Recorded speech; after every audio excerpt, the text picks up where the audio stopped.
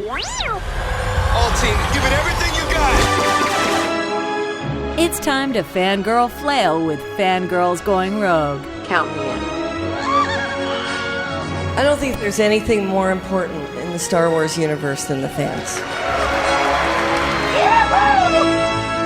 News, discussion, and commentary from the female point of view. You call this a diplomatic solution? No, I call it aggressive negotiations.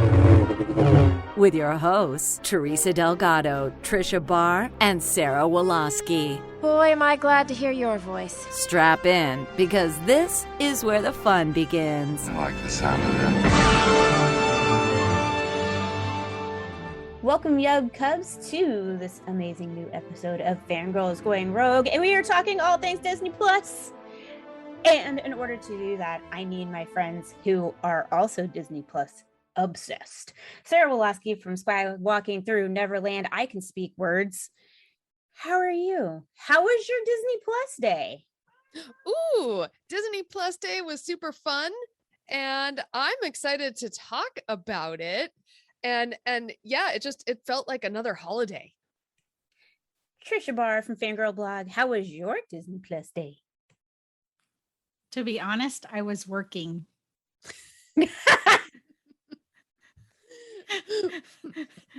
which is something we maybe should talk about. And Teresa, did you introduce yourself? No, I'm just the voice. Just kidding. Hi, I'm Teresa Delgado.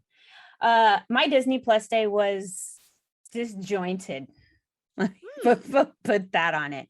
Yeah. Okay. So Disney Plus day was Friday, this past Friday, and I had to work, but I had this brilliant idea to go to sleep at like 8:00 the night before because I needed to get up early because Disney Plus day was also the day of our round 1 football playoff game. So I wanted to make sure I had enough sleep. Well, when you go to sleep at 8, you wake up at 3. So I was like, it's Disney Plus day at 3 a.m. And I went to the living room and I watched a couple things till I got tired enough. Then I fell back asleep. And then I ended up being late to work because, that's what happens when you wake up at 3. Uh-oh. So well, what did you watch first? What did I watch first? The best thing that came out on Disney Plus Day, Olaf Presents. Nice. Like, I was so excited for Olaf Presents, and I've watched it, like, all of them probably like 5 times now. It's just so funny. So what about you? Okay. Well, Disney Plus Day happened to fall on the day after Disneyland's first Merriest Nights, which is the very first time they have done a ticketed holiday event at the Disneyland theme park. So we went a ticketed holiday event. Yeah. Walt Disney World has been doing it for years. We were super excited to go and cover it. But then of course we got home at like 2 a.m. So I got up late for Disney Plus Day and logged on to social media and was immediately bombarded with Obi-Wan Kenobi first look images and the Agatha Harkness logo. So I was like, oh, geez, let's turn off my phone and let's go watch Disney Plus. So that's kind of what happened to us. And the first thing that we watched was the Kenobi first look. And then we watched the Under the Helmet Boba Fett thing. And then the Warwick Davis introduces the cast to Willow. So we did all the Star Wars things first. But overall, like that whole day, I was working too. We had like 3 videos to edit from the Merriest Nights. So we did all that. And then we like dived into the rest of the stuff and all the news and all the crazy, crazy stuff. So once we did that, I just thought it was super fun. It almost felt like, remember 2019? When we were like, okay, let's download the app and let's get all excited and look at all this stuff that's on Disney Plus. So it felt a little like that again. I loved that they released almost 20 new things on Disney Plus all this news that was coming. Interesting. So interesting. Yeah. What about you, Tricia? I know you worked, but you didn't get up at 3 a.m. and watch Olaf tell you stories? No, I didn't. There's only a few things I'll get up really early for. Most of those were like the episodes of The Mandalorian, something that I really, really want to see because it just wrecks you for the rest of the day. So I choose wisely now, and that may just be because I'm older and I'm like, well, it'll still be there when I get done with the day. But for me, like I knew I was going to be hit or miss. They weren't really clear without how things are coming out, other than the things that were going to drop were going to be dropped. And then the schedule, the only thing I think that was really clear was a couple of release times. The Marvel short was going to go up at a certain time.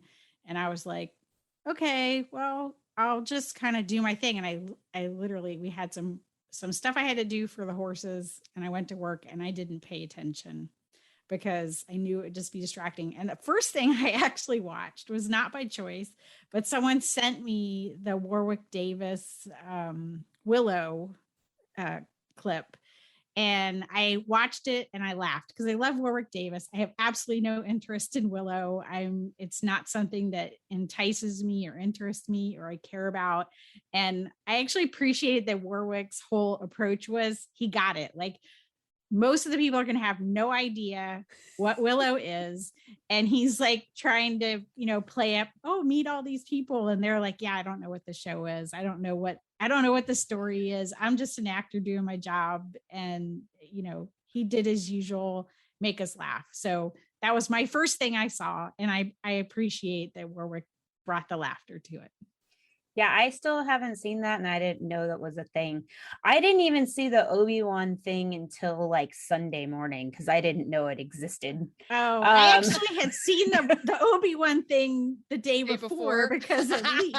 So, and to be fair, it was less a leak and more someone at one of the other time zones, because this was an international event, scheduled it at the wrong time and it published early. It wasn't like a malicious leaking thing. Some poor person probably is getting a stern talking to by their boss for putting the wrong scheduling thing, which is, I've said this behind the scenes. That's why I hate scheduling anything that's supposed to be like, not before a certain time. I don't want to do it. I'd rather push it live at that time. So I think it was just a genuine mistake. And then of course everybody's like ripping it, and then it's up, and like seeing like, oh, look at that artwork of Vader and Kenobi, and I'm like, oh cool, they put some artwork out. And then like the next tweet is like the video, and I'm like, oh okay, well there we go. Nice. Now, as far as Star Wars content, the second thing we watched was The Legacy of Boba Fett, and I can honestly say that it interested my puppy enough that she watched it. She was like watching the TV, and I was like, all right, so you're a Boba Fett fan. I see how it is. But I did enjoy that. But again, I watched it at 3:00 in the morning. So I probably would have enjoyed anything I watched at 3:00 in the morning. I haven't watched it again since then, but I do recall being like, this is cool. Yeah, I agree. I loved that they showed more footage of that parade in San Anselmo where Boba Fett and Darth Vader came out for this local little parade. And I loved that. And I really got emotional seeing Jeremy Bulloch again, and how just genuinely happy he was to attend all these conventions. I mean, because we've interacted and talked with some of these people at conventions who are just kind of grumpy. Like they're just there for the paycheck. They're not really in it for the fans. And, a lot of that older generation of Star Wars actors, it was just a job to them, that kind of follows through in their attitude. So the fact that he was just so effusive and that he's gone now. And I mean, we've talked with him, like he's been on Skywalking Through Neverland like a couple times, and we've seen him again at conventions and just talked with him. Like it was sad that he's no longer with us, but it was nice to see that footage of him. Yeah, it's sad. It reminded you that he didn't get to see Boba Fett in The Mandalorian and see that realized that part was kind of like, oh, okay. Whoo. A little bit touching to the heartstrings.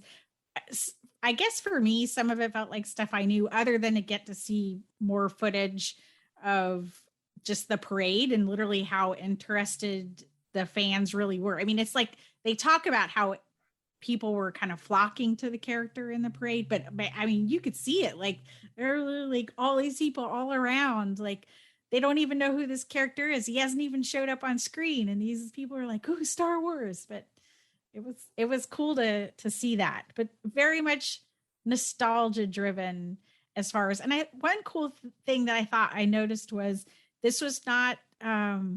It was a Disney produced special. If you look at who was behind it, it was not a Lucasfilm special. Even though they were talking to a lot of Lucasfilm people, it was produced by Disney. Interesting. Names. Yeah. That's why it was so good. Just kidding. She went there. Yeah, but I liked seeing George Lucas, and then also you can sit Dave Filoni down and let him just talk to me. Like he could have done that entire special and I would have been perfectly fine with it. Because he knows what he's talking about, you know? But you could tell that they were trying to introduce some things because to people who may not know, because they were like, oh, and this is Rancho Obi-Wan, if you guys don't know. And I'm sitting there going, blah, blah, blah. I know what it is. You know, it's a chicken farm. Yes, we know. I get it. And that's why I said some of this stuff is very much, yeah, I know about it, but not everybody does.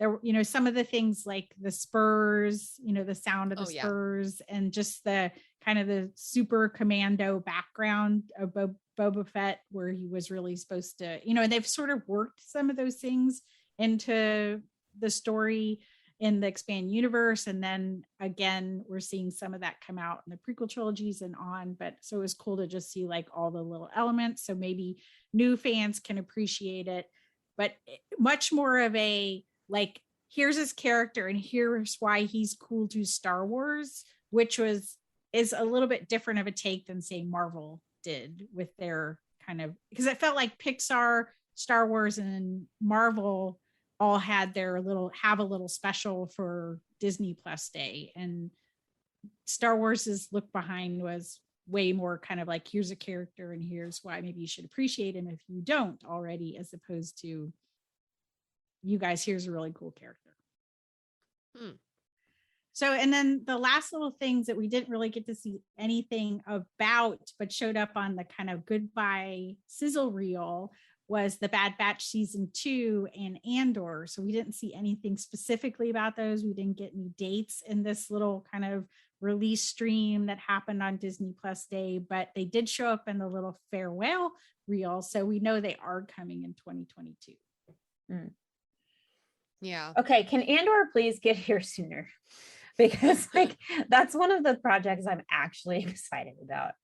Okay, so Marvel had some things that came to Disney Plus, which is good for people like me. Shang-Chi and the making of Shang-Chi came out. And then they did Marvel's Legends Hawkeye, which again, I haven't seen yet, but they did talk about like a bunch of these shows that are coming out and all this stuff, which to me, I'm like deer in the headlights, like, okay.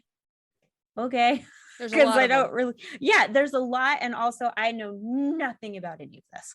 So, you know, for me, this is one of those, like, I'm not really super excited, but I'm not excited. I'm like, let's see. And now that I have free time and I don't work 2 jobs anymore, maybe I can actually like read up and get excited.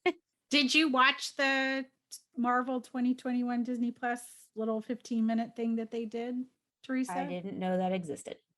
Oh, see? Yeah. That's good. It's a good little reel because it goes through what they've done in 2021. I'm like, what year is this? 2021. Yeah. And then and then leads into what is coming up, plus then some new announcements as well. So they went through this whole thing. They showed clips from WandaVision, Falcon and the Winter Soldier, and Loki. And then they showed Hawkeye, like almost a whole nother first look trailer, you know, like a whole big trailer.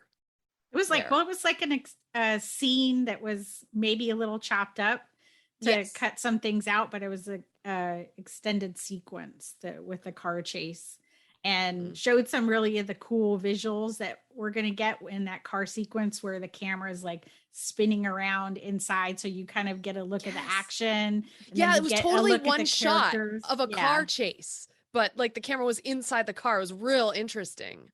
Yeah.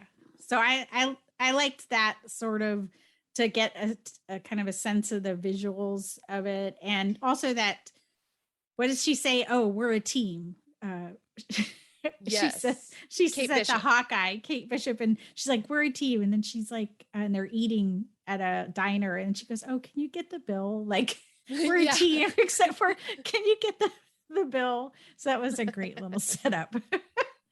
That was. And then we also got a reveal of the She-Hulk outfit or costume or whatever you'd call it. I'm not sure. A reveal of her look, right? From the backside. Yes. Yeah. But still. She-Hulk, but pretty much the visuals. And we got to look at Moon Knight, which is Oscar Isaac, my Poe boy, is going to be a little bit crazy, I think. He scared me in that little bit of dialogue that we got, and I think that's him smashing somebody. Oh, yeah. Again, a backside shot. But it wasn't a good enough, like it wasn't a close enough, but yeah. So we definitely got some looks at that. So we got a vibe of Moon Knight that'll be a little bit dark, and we got the vibe of She-Hulk that it'll be a little funny.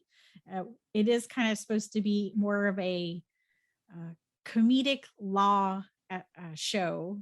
I think more like Boston Legal or Ally McBeal vein. Ally which will be McBeal. fun. Mm-hmm. Then they must have a non-gendered bathroom that everyone can go in. Sarah's like, I don't know what you're talking about. Watch Ally McBeal. And we also got Miss Marvel. Yay. Yeah, we got a tiny bit from that show, which I thought was coming this, like, I guess they pushed it to 2022 summer. Although I thought it was coming this year. However, I was very excited to see just even a little bit of this show, just because this is actually a comic I have read, and the Marvel Rising animated series also is really good and tells her story. So I'm excited to see what they do with her in live action, plus her connection to all the Marvel characters we know and love already from the MCU. So including Captain Marvel, and then also Monica Rambeau as well, who's supposed to show up in that series too.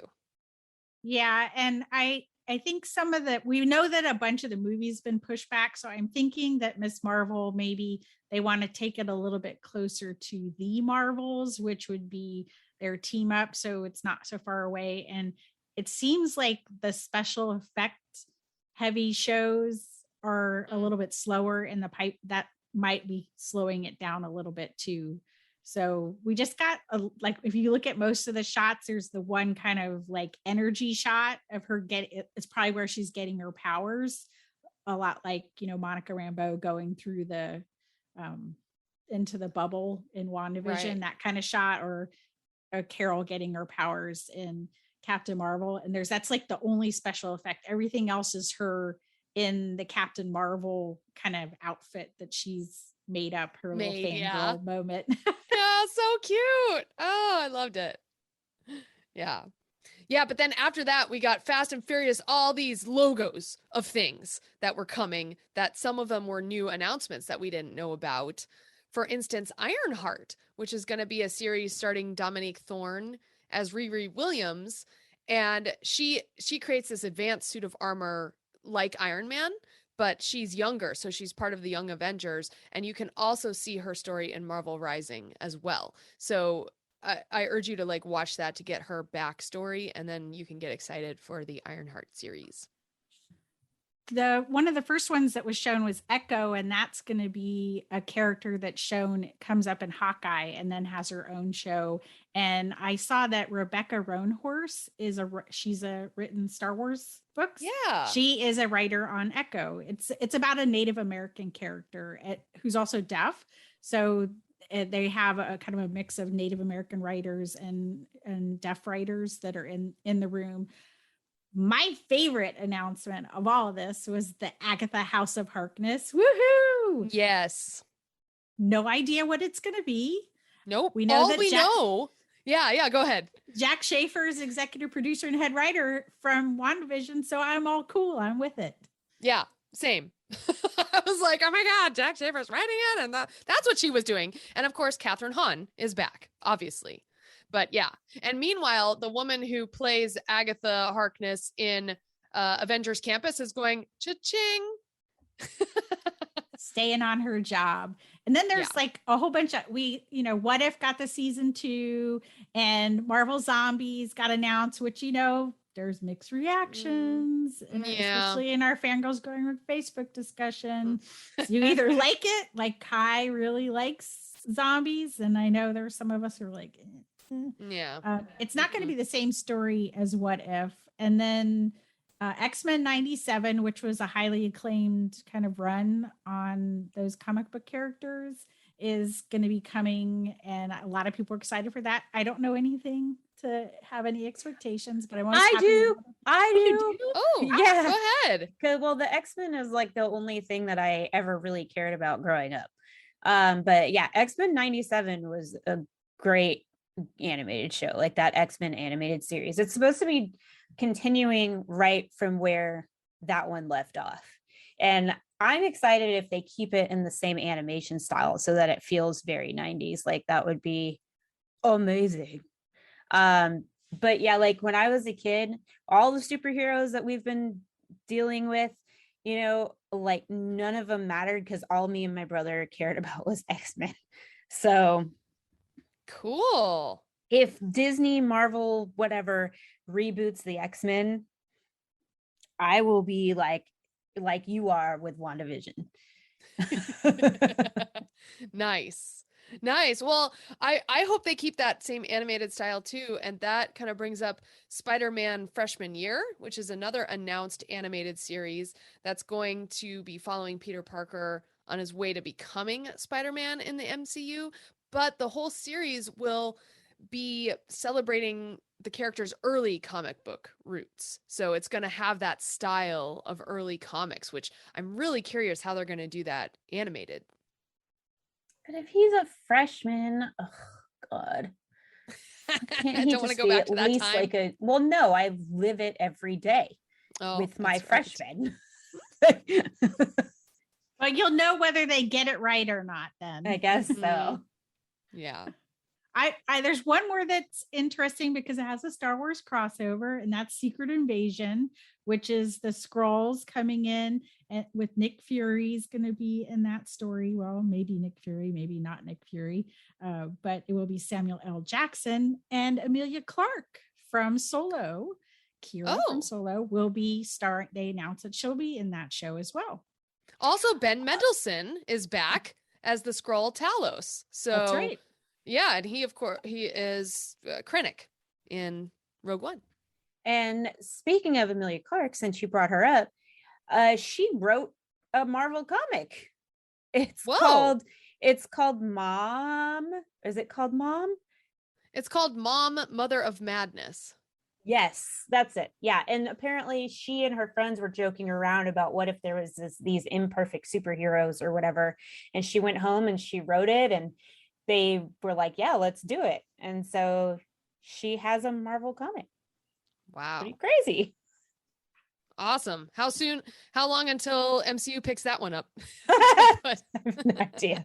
Well, they actually asked her about that, and she said, the first thing she said was, I did not write this for it to be a movie or a TV show or whatever. I just want to clear that up. Like, I didn't do this to get something out of it. She's like, it was just an idea in my head. And so I just thought that was hilarious, like that she was clarifying.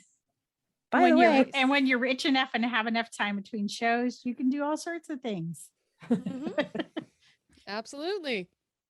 Oh man. All right. Well, there was a bunch of stuff that came out, and there's also stuff that's still coming that hasn't come out yet. So why don't we mention like one or two of our favorite things that came out on Disney Plus Day. I already said Olaf Presents, so I will pick a different one, and that's going to be The World According to Jeff Goldblum, season 2.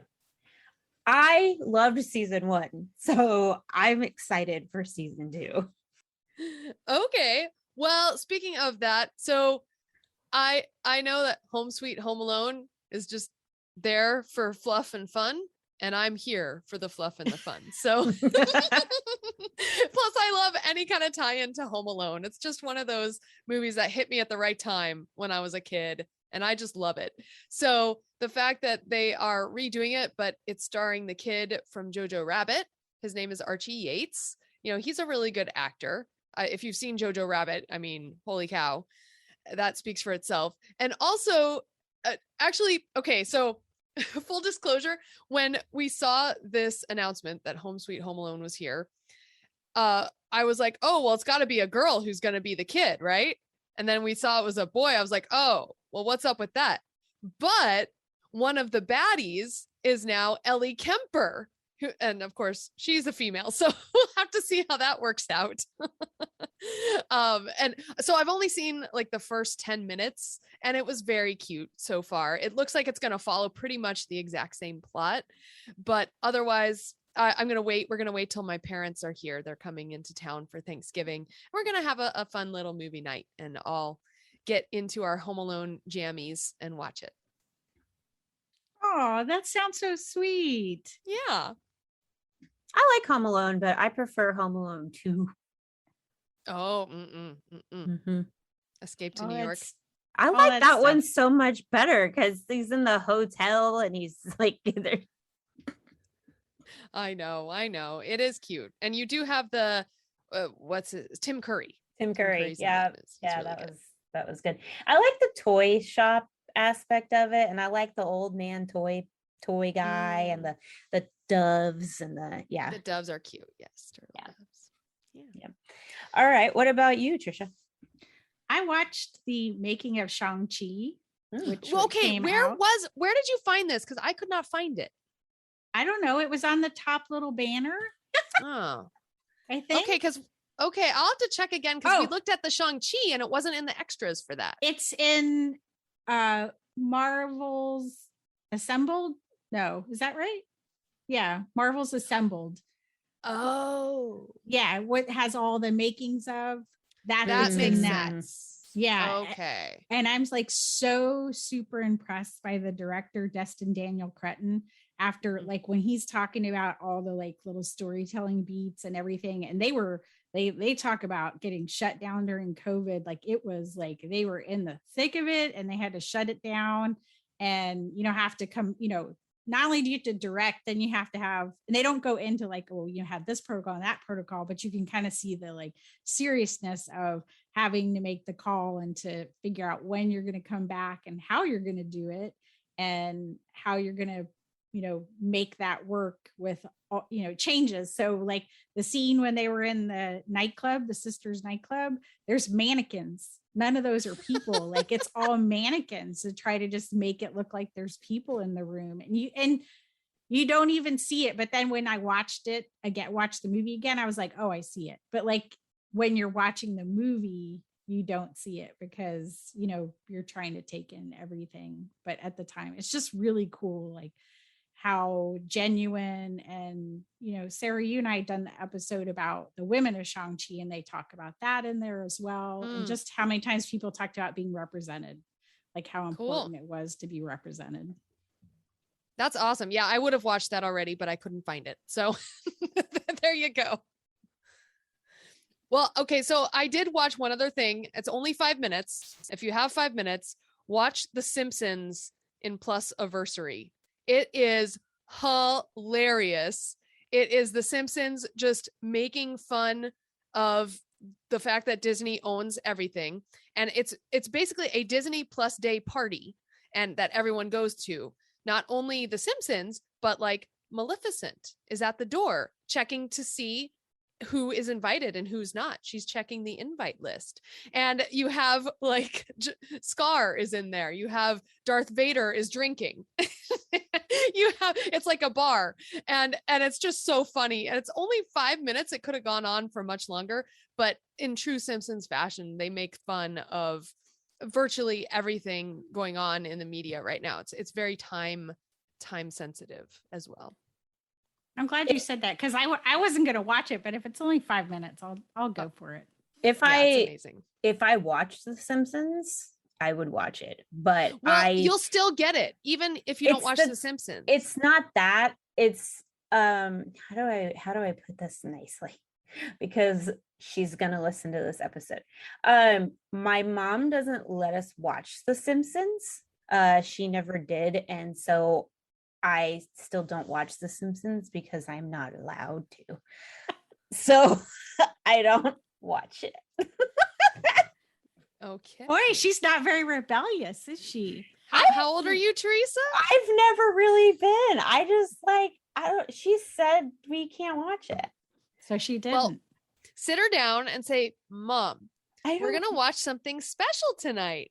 No. And then turn it on and don't let her leave. No, she'll get so mad. No, we'll get a text then. Yeah. So my big question is, I saw Feast is on this list of releases and Get a Horse, which are two shorts that have been featured in the Pixar Disney Animation Short Film Festival that's at Epcot. Do they also have a version in California, Sarah? No? No. That are shown in the parks? No. Yeah, they don't have the short. Okay. Anyway, it's over with Figment in that part of Epcot. And I'm wondering, does that mean they're going to take those out of that film festival? Because I like those, but I could definitely sit down and watch something different. The only one that's not in there is Piper from that film festival. Paperman.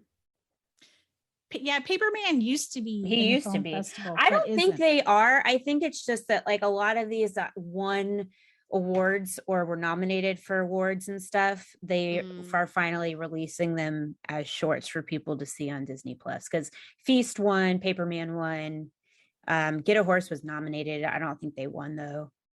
Okay.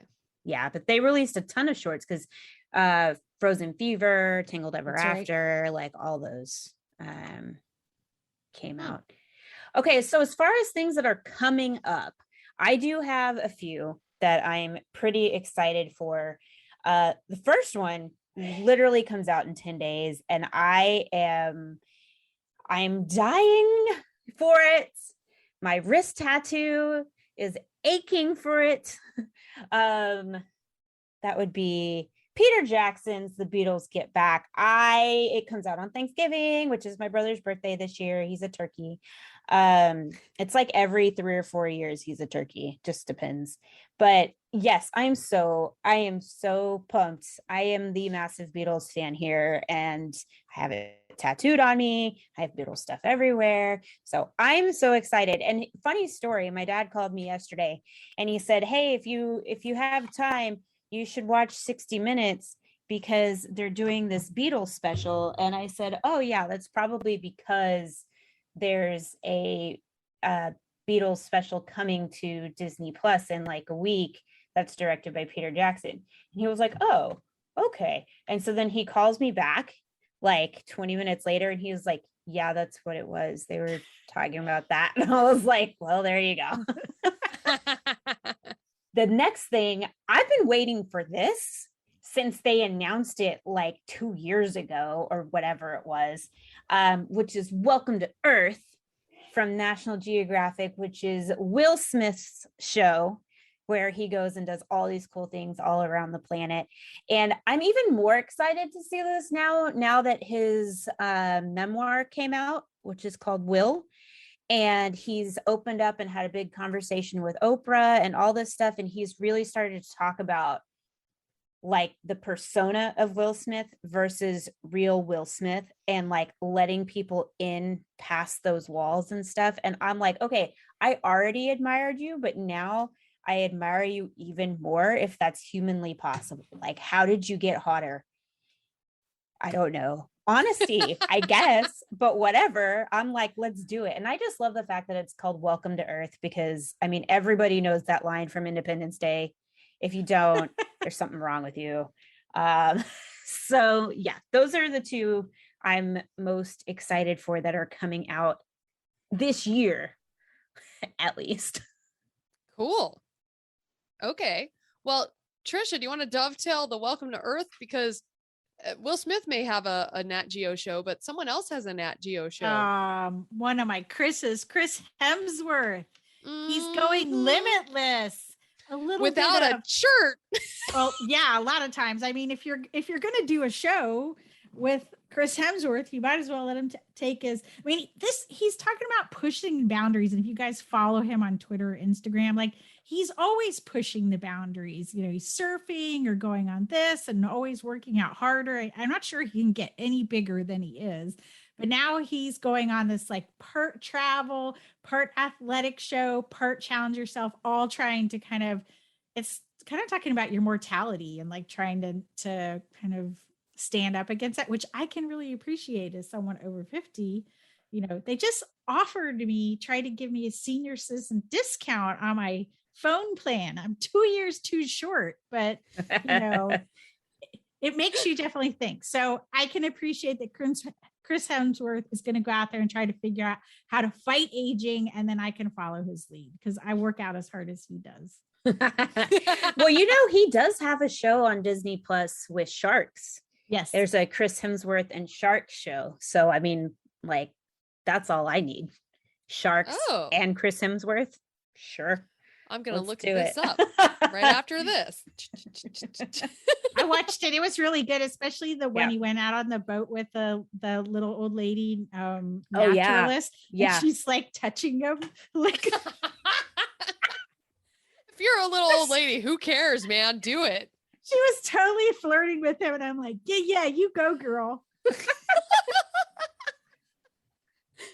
Oh, that's awesome. Wow.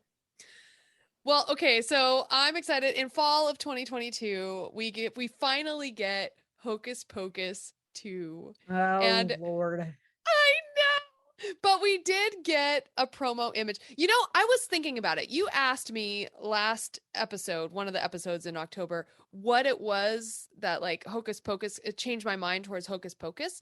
And I thought of the answer after we had stopped recording. And what it is I learned when they, during the pandemic, all the actresses came together and did this live stream with celebrating Hocus Pocus. And when I saw that, they had all just expressed how much fun they had playing those characters. And like Bette Midler, this was her favorite role she ever had.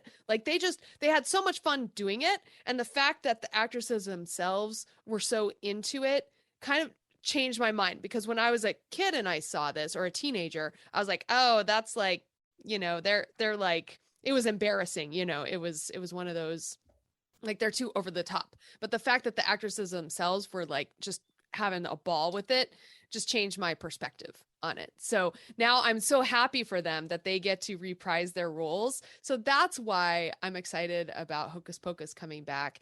And we did get a promo image on Disney Plus Day of all of them: Bette Midler, Sarah Jessica Parker, and Kathy Najimy. They have the outfits. They look like the exact same, maybe a few more wrinkles, but they're older and wiser, right?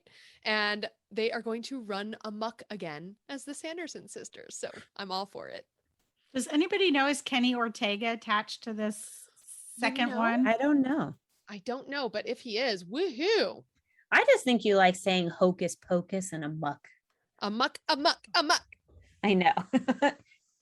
Well, I do have another one that is coming out, which is Cars on the Road. Yet you bring me my Lightning McQueen Pixar. You bring him to me now. Is this a movie or no? It's a TV show? series. It's a show. Animated with Owen Wilson back for. I don't know those details, but I'm gonna say yes. We're gonna hope so. Yeah, I'm just gonna say yes. In between filming Loki, they can just put a mic up. Yeah, sure, why not? Just, you know, he's already there. It's fine. I feel like a lot of our favorites are getting some love. We're getting Disenchanted. Yes. Which is the sequel to Enchanted with Amy Adams and Patrick Dempsey. One of the sort of funny things of this whole Twitter stream for Disney Plus Day was they were tweeting celebrities, and somehow Patrick Dempsey they had him in an early tweet, and he just got retweeted into every tweet they did after that. So I don't know what his notifications look like. They also tagged Will Smith, but the wrong Will Smith. So yeah, so some poor Will Smith guy was just like getting bombarded with like, yeah, dude. But that was kind of one of the funny things of trying to do a big Twitter stream. You know, Twitter isn't very friendly for just setting that up social media wise, but somebody was probably copying and pasting into that thread and didn't realize until the end of the day. Whoa, Patrick Dempsey got tweeted into everything. That's funny. I do have an answer for you on Hocus Pocus. So Kenny Ortega is not attached to the project, but Adam Shankman is directing. And Adam Shankman has been attached to So You Think You Can Dance, I believe. And Hairspray. He did Hairspray, but yes, he was a judge and a choreographer on So You Think You Can Dance. So, well, let's hope that the reason Kenny Ortega is not is because he's working on Julie and the Phantoms season 2. Exactly. Please, dear God. Please, dear God. He Please, has dear given God. his blessing for Hocus Pocus too. But yes, That's I would great. love that as well. Julie and the Phantoms. Julie and the Phantoms. Julie. And there's also Tiana, the new long form musical series directed and written by Stella Meggy that's coming to Disney Plus. So that's kind of cool for Tiana fans.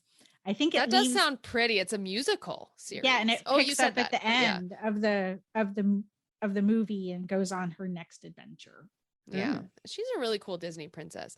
The only thing I was disappointed in on Disney Plus Day was to learn more about Zootopia Plus, which is a show, an animated series that I have been excited about, of course, because it's Zootopia, but it's going to be a short form animated series, which means these things are going to be like 5 minutes. And so I'm kind of meh. Yeah, Nick Wilde's not going to be in them. Well, that's even worse. I hate Zootopia. I'm kidding. Well, now, thank you. Teresa, did you go to one of the AMC screenings? I did. Me and Greg and my friend James, we went, we all wore Star Wars stuff. We all took guesses. I put it on my Instagram stories of what our guesses would be. Greg picked Rogue One because in his mind, he said they're going to pick one that is not in the middle of the Skywalker saga. So in case people haven't seen the Star Wars films and they don't know what's going on, and to just have something that's more of a standalone. And I didn't want to pick what he picked. So I just picked, everyone's favorite. And I'm saying that with quotation bunny ears because it's not my favorite. Empire Strikes Back. And James picked Revenge of the Sith just because we were like, let's be morbid. But of course, it was Rogue One. And I did find out that there was 4 categories. There was Pixar, Star Wars, Disney Animated, and Walt Disney Pictures. Walt Disney Pictures was The Rocketeer. Disney Animated was Raya and the Last Dragon. Pixar was Monsters, Inc. Because they have their 20th anniversary for Monsters, Inc. going on. So that's what they chose. I wasn't mad about it. Like, I'm glad to see Rogue One in the theater again. I thoroughly enjoyed myself. And you're a Star Wars nerd when the first scene pops up after a long time ago in a galaxy far, far away, and it's a planet that they pop onto the screen, and you're like, Rogue One. Like, that's what I was like. It's Rogue One. That's the equivalent of seeing like a symphony concert and not knowing what's coming up, and they play like the first few bars and I'm like, I know, and then when the whole theme comes in, then the rest of the audience is like, ooh, yeah. But yeah, that's cool. That's awesome. Yeah, we went. It was fun. There were tickets for $5, and we got like a small popcorn and a drink that came with it and everything. Oh, so it was cool. Well, did they show more popcorn. Something else too, like a preview? So the short we got was, I was forced to watch it, Mom. The Simpsons. It was like the baby goes. She's like, I don't know, something Was in it, she's- Ahsoka in it? Was she dressed as Ahsoka? No, it Oh. was like she went to a baby park and she met some other baby, and then when her dad takes her, he takes her to the not the same baby park. I don't know, whatever. Anyway, there was that. But they did show the Boba Fett trailer. They showed Encanto. They showed there's several things that they showed. I Okay. can't remember them all, but when the Boba Fett one came up, me and James started cheering, and of course Greg was like, "Shut up, shut up, shut up, shut up!" But we're like, like all loud. Kai said they showed at hers the short American Eid.